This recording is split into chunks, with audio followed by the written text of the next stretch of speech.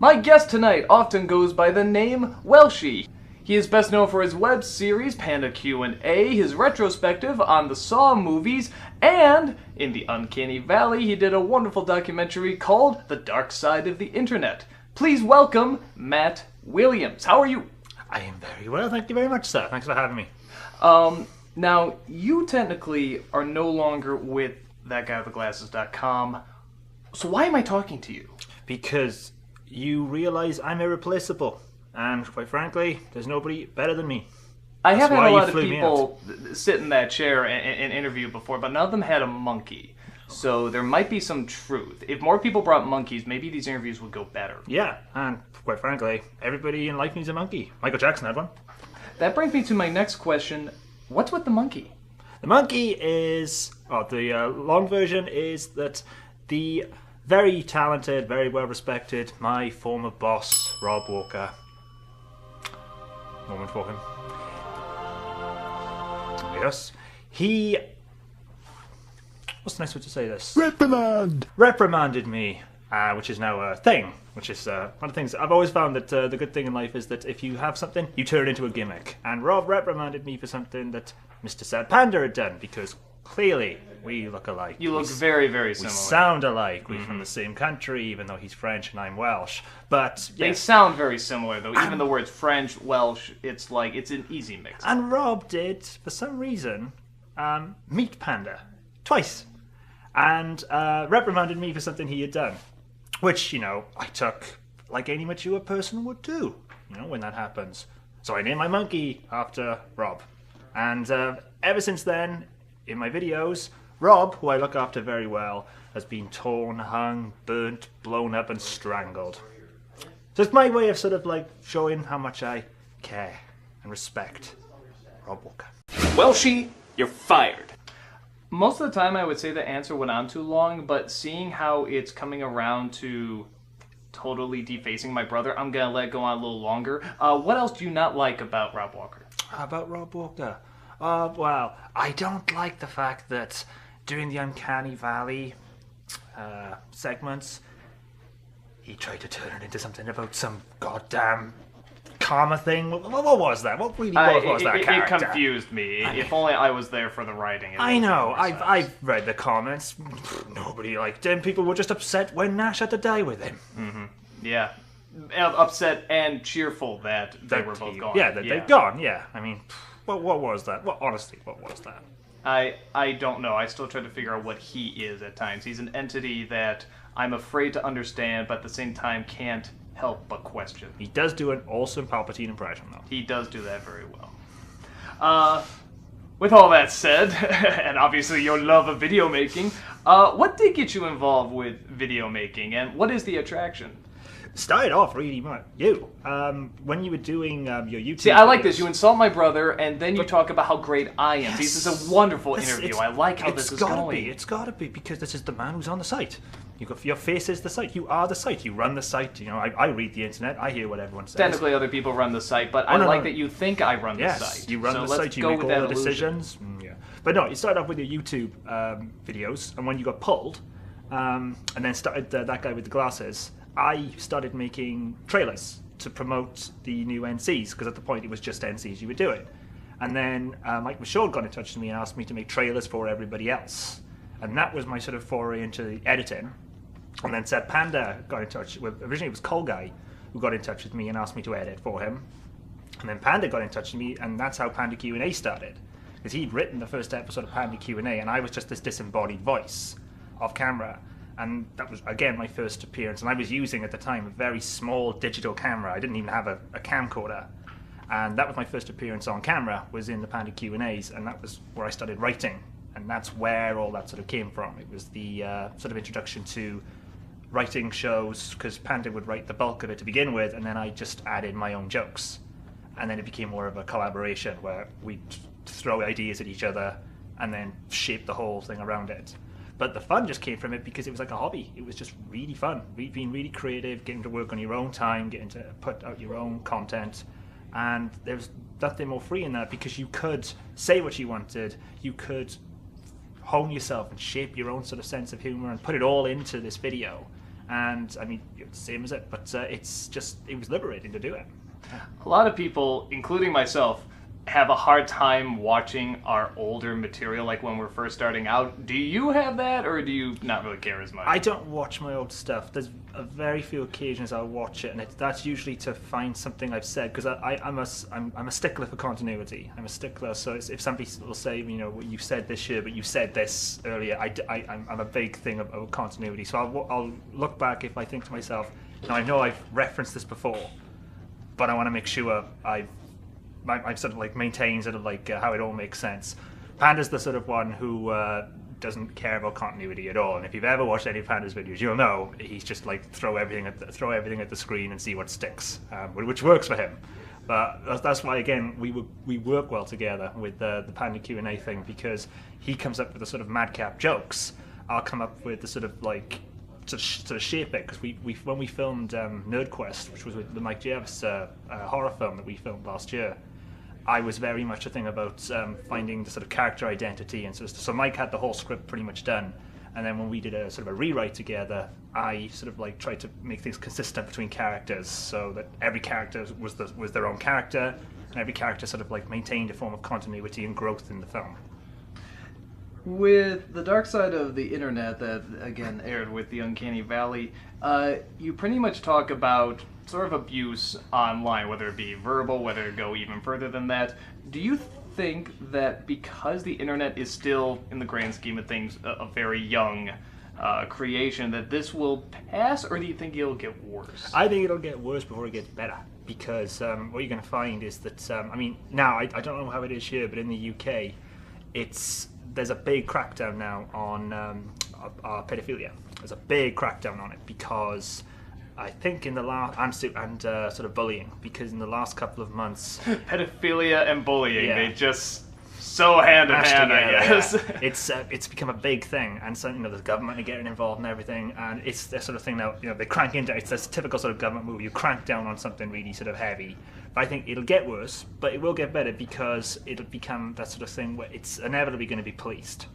Because it happens. Anything new comes out, you sort of like, it's ignored to begin with, and suddenly it's so popular, then sort of the media and everything will turn their attention to it, and then there'll be that sort of leveling out phase where it'll still happen. It'll always happen, because it happens in real life.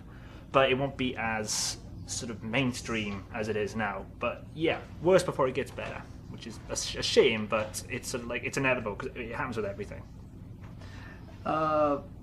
What is the difference, in your opinion, between your trolling and other people's trolling? Because I noticed that, like, when people tend to bring stuff up to you or something they don't like, or they try to troll you, you'll troll them back, or you have sort of this ongoing joke with producers. If you don't like something, or you feel there's a joke, even if it seems kind of not appropriate, you'll still go for it. So when you see someone else trying to troll someone or try to get their goat versus when you try to get their goat, what is the difference? I'd say the main difference is a lot of the times with the guys, with the producers, I'll check first. I will check. I never want to sort of, and I'll never ever do something personal or something. I will never do that. It's just like, if you ever see me troll a producer, it's never going to be about the person. It's about the producer. It's about the character that they have. I could never ever do something personal. Me and Panda have got that unwritten rule where we just troll each other to the hills, because, you know, we're really good friends, and we know it's never serious.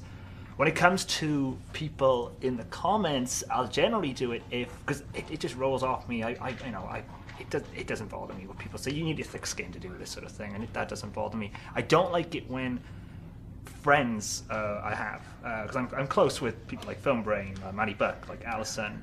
When they get attacked, I don't like it, and I'll do it, but more out of protecting us. But it'll never be like a campaign. It'll be a comment, and that's it. I sort of forget about it. I move on, and it doesn't sort of bother me again. And I think the difference with the trollers you get online is that they carry on. They'll go to forums, they'll go to chat rooms, they'll go to videos, they'll open up 6 or 7 accounts, and they will just like religiously go after this one person, and just like, well, why?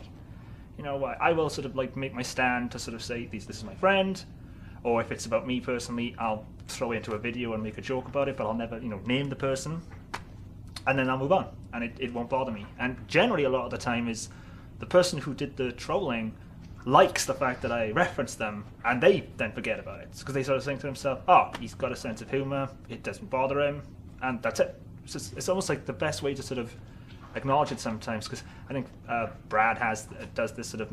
He's done it in the past. Valen has done it in the past as well. They just sort of like acknowledge the sort of comment, and the comments will stop.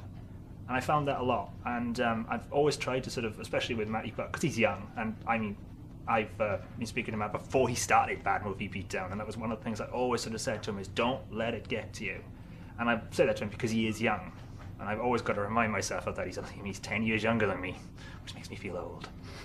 He seems to have a really good sense of humor about that stuff. Like, every time I put him in a role where he's gonna sort of be like the kiss up, or again, like the little kid or something like that, like, he never has a problem with it. It seems like he really relishes that stuff and just playing sort of a different role. Loves playing different, that's one thing, because I remember a lot of the people said when they saw Kick-Ass, he's nothing like in his videos, and he loved that. He loved that he got to play against type, because in his videos he's very sort of well-spoken, he's articulate, he's analytical, he's all those sort of things, and then in the Kick-Ass especially, he was just this, overexcitable little boy and sort of stuff, and you never get to see that in his videos, and he enjoyed that. He enjoyed doing something different.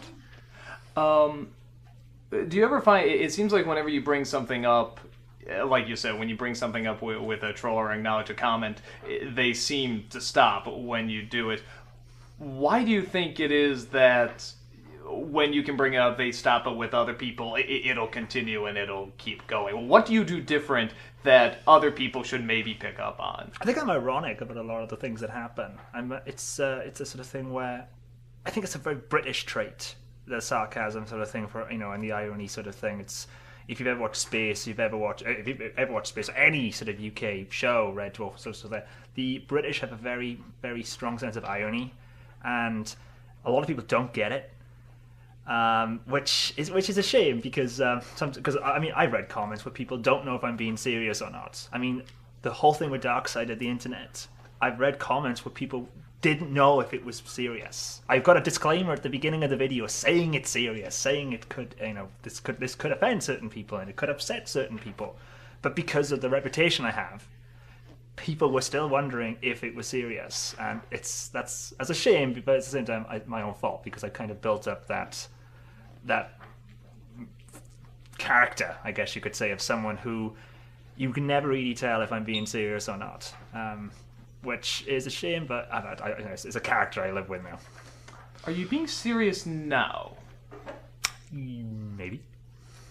The monkey is throwing me for a loop, because it sounds like you're saying serious stuff, but then I just see that monkey looking at his crotch, and I don't know what I'm looking at or experiencing. You saw me on the charity drive last night. He was around my neck all night. It was very scary, and we did things to that monkey that, thank God, he can't talk, because if he could, we would all be arrested. Yes, and the scotch tape on his arms and his legs say a lot about what goes on behind closed doors. And we will just leave it at that. In your opinion, is there a line that you shouldn't cross, whether it comes to trolling or fighting trolling, or anything online? Well, what is the line that you feel you should not cross, if there even is one? Family. That's when it's just if you're going to troll someone about the character they play or something they've said, fair enough, because you've said it. But then when people start to sort of comment on your family or people in your lives, girlfriends, boyfriends, husbands, wives, sort of stuff like that, children, if you've got kids, oh no, that's, you keep it to the character. That's why, as I said, I've never ever gone as far as commenting on people's personal lives. Or it's like when I make fun of Rob Walker, I'm making fun of Rob Walker, the character that is in your videos and that I've sort of put into my videos now. I've never made fun of Rob Walker the man, or Rob's family, or stuff like that, because that's personal. There's the on-camera life, and then there's the non-camera life, and the on-camera life is the sort of, that's the show. Away from that, that's personal. That's nothing. That's and that's when it goes too far, and that's you do see that. You see people in the comments, they'll insult mothers, fathers. I'm just thinking, no, it's too much. It's just like, we put ourselves on the internet. We're opening ourselves straight up to some form of criticism or some form of trolling. But that's us, and come at us, sort of stuff like that. But then when it's threats, You know, when you get threats and death threats. And I've had death threats for people thinking I'm you from the YouTube channel. I still get them. And I have several. I should just make a folder of like how many death threats and I will find yous and stuff are in there because of something either they didn't like or they think I'm the epitome of evil or something like that. I mean, and as you said, it's just something you have to know going in. Like, this is just going to be a part of it, and you shouldn't be afraid of it. No. From what I found, actually, this is something I'm curious to ask you too. Do you find that may the people that do the trolling and make these threats are usually cowards? Usually. I mean, there was a situation where I won't name names because I can't remember it, but there was somebody who was trolling a member of a producer on the site, and I wrote one comment to this person publicly, you know, so everyone could see, and he accused me of trolling him. And all I said was, you know, it was nothing trolling-wise. It was just simply, why have you got multiple accounts? Because it was obvious it was this person with multiple accounts. And then he accused me of trolling him. And everybody jumped then. It was just like, pot, kettle, black and sort of stuff like that. And he disappeared. He disappeared after that. I'm just like, you know, if you confront... It's the same sort of thing with bullying sometimes. It's, you know, you confront them and they stop. And it's generally cowards that do it. Now, something, you know the phrase, of course you heard of, don't feed the trolls. Your approach seems to be very different. You, not necessarily that you feed, but you confront, and with you that seems to work. Again, why does it work for you and not necessarily for others when they try to attack back? Is it just the pure irony? Because it sounds like you're being very straightforward with them. I think it's directness as well. Because I think Brad goes through the same. Fail goes through the same. Failus, they'll go through the same. It's the sort of confrontational, but not an aggressive form of confrontation. It's almost like this sort of like ironic, pointing out what this person is saying.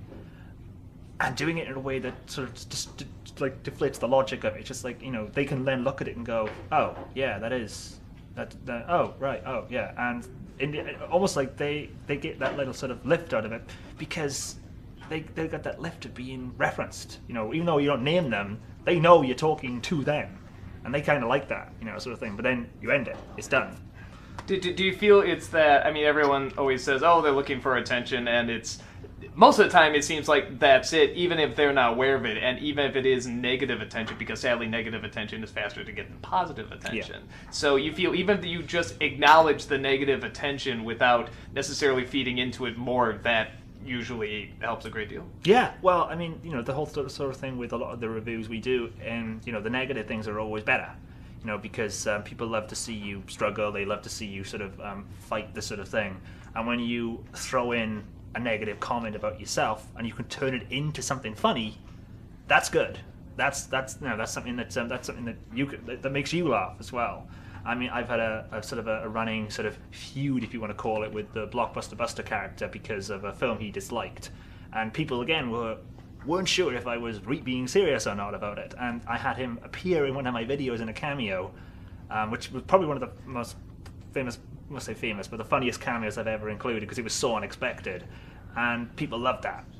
And I love sort of like confusing people, and you know I thought that they didn't like each other, and so you'll see it in the comments. And I always read those comments and get a little smile myself because it's sort of like you trick people into thinking it. And the first time I went to MagFest was the funniest for me because people were coming up to me and telling me how nice I was, and I was like, really? And then I actually went back and watched a couple of my videos, and I was like, oh, yeah, I'm not really nice on camera. Just a different personality. Yeah, it's just you sort of like become this sort of cynical sort of person. And I realized then, you know, I might as well run with that. And then when I started doing the second sort of like year of my videos, I ran with the whole thing of being quite mean and cynical, and that's when the abuse of the monkey really started. Very nice. Something I always find fascinating when I see with people, and again, I'm sure you've come across this. Do you feel there is a limit to how much you can live online as opposed to how much you can live your life sort of in the real world, in the physical world? If there is a limit, what is it and why? I think there are I mean, you've seen it, there are a lot of people who live their whole lives online, and I know you need that balance. You need that sort of, because it's unhealthy, this sort of thing. It will be unhealthy for you to just stay, online. I think I could talk about it in Dark Side as well, how people sort of become so, because you create a persona for yourself when you're sort of hidden. Not just, on camera, sort of like with a character, but sometimes when you're just in chat rooms or you're talking to somebody who you never really sort of see. And you need that sort of physical interaction with people in the outside world. You need to go out. You need friends in the real world. And one of the things you sort of see, you've seen it with producers when they talk about it as well. They struggle sometimes, sort of like, to make that connection with people in the real world. And you need that because you don't want to get lost in the sort of character or person you have behind the camera or behind the computer screen, because that is that can be dangerous in a sort of way, because you get lost in that. And then when it comes to actually, because you're going to have to go out at some point, you're going to have to interact with people at some point, and if you haven't really honed those sort of skills, it's going to really sort of stand you in bad stead with a lot of people, and you're going to have trouble making friends and all that sort of thing like that. And this isn't just video producers. These are people that go on forums and just live a very online life. This is like people who do online video games and stuff like the MMOs, Warcraft. But this is then people who just like spend, because sometimes they are so worried, some of the stuff that's maybe gone on in their lives, that they will go to forums to sort of talk about their problems, but then that's it. They stay there. They don't try and come out into the real world. And eventually you have to. Because, you can't live online forever. Eventually you've got to go out into the real world. Eventually you've got to interact with real people. And that helps your confidence more than anything. Talking to people online is one thing, but really helping your confidence. And that's, say with me, I've got the divide of having a real job, as well as the online hobby. I've got friends online who I'm really close with and I care about. I've got friends in my real life who I class as like my closest friends, almost like brothers and sisters. And you've got that, so you can do one thing and you can do the other. And that is that's the sort of balance that I know a lot of people do have, and you need it. You do need it. Now, what exactly, especially from someone who is not a fan of it, what is your fascination with the Saw movies? Why does that have a hold on you? If anything, it's because it's so personal to me, based on my journey while they were coming out. I've always, because at the point, you got to remember when the first Saw came out, torture porn wasn't really a phrase, and people always say, "Oh, Saw is just torture porn." I don't know. The Passion did it pretty well. Oh yeah, I agree. I love that. But the first Saw is certainly not torture porn because they didn't have a budget for it. It only was Saw 3 is when it started to become the sort of torture porn sort of thing with the sort of like twisted bodies and stuff, because they had the budget. But Saw, from a sort of production standpoint, you're talking 7 films in 7 years, which is pretty impressive. It created a character in Jigsaw who, primarily thanks to Tobin Bell and his input, became so iconic. He's a serial killer who doesn't actually kill, and Tobin himself put a lot of sort of thought into the sort of manifestations and thinking of the character. And he is a fascinating character, which is why even after he died, spoilers, they kept him in. They kept bringing him in and tried to feed him into the universe. But for me personally, the whole thing about Saw was, from Saw 1 to Saw 7, I graduated university. I went around the world. I traveled. I took a year out and traveled. So between Saw 3 and Saw 4, I went around the world on my own and just traveled. It became then a tradition of me and my friend going to see it every Halloween. And very personal things that have happened, where my dog, who we had bought at quite a lot, and again I talk about how sort of it touches on things like self-harm and sort of stuff, which is handled very well. It's not that sort of graphic sort of self-harm. It's a very delicate issue which is handled really well. I touch on that because obviously I've gone through some bad things in my life, and the day I saw Saw 6 was the day we put my dog to sleep. And again, that was like saying goodbye to my childhood in a sort of way. It was like, I went through all this sort of stuff while this series was going on. It's like I talk about Scream, and Scream was my introduction to the internet. I joined my first forum ever online for Scream. And that's why Scream is so important to me, because it's that sort of side of the internet for me. Saw is like very, very personal to me because of what I was going through in my life during that 7 years. I essentially grew up during those 7 years, said goodbye to sort of teens and became a young adult, and that's why that is so personal to me. And I love looking at the sort of intricacies and sort of the story, because it is convoluted and it is crazy, but there is a story there, and they've woven it so well that if you look at Saws 1 to 6, so sad, but if you look at Saws 1 to 6, there is a story there, and it's very, very well told for what for what you'd expect from a horror film, which is classed as torture porn, and forget about it. The story is what brought people back. And that's what a lot of people love, because if you go to at the time, you went to Saw forums and everything, everyone was talking about things, because they'd throw in little things that they'd pay off, sometimes in 3 or 4 films later. And they were fans, and they would visit the fan forums to sort of see what people liked. And I think that was one of the things about the films that was really cool as well, was the producers, the directors, they were all young guys, all sort of like up onto the whole internet sort of saying, with forums and chat rooms and everything, and they'd go and talk to the fans. They'd go and interact with all these people, and it gave the fans that sort of sense of, we're in this as well. So it's a small, cult-like thing for Saw, but it's just a really sort of like cool little franchise to be involved with. Yeah, wonderful. Now that you are done doing videos for that guy with the glasses, what are you gonna do now? At the minute, well, I'm going to sort of focus on sort of like the full-time job I've got at the minute. I'm still, like I said, I'm still going to be going to conventions. I'm going to Alcon in September. I'm going to MagFest in January. And I'm always up for cameos and appearances, because even though I'm not with the site anymore, I'm still friends with all these people. It's just that, the friendships don't end just because you move on. And I've not left under a cloud. I've not left in sort of any sort of negative way. And I might even go back to doing videos. That's the thing. It's just that at this point I'm so sort of burnt out and need to sort of decide where I want to go and what I want to do. I've always seen it as a hobby.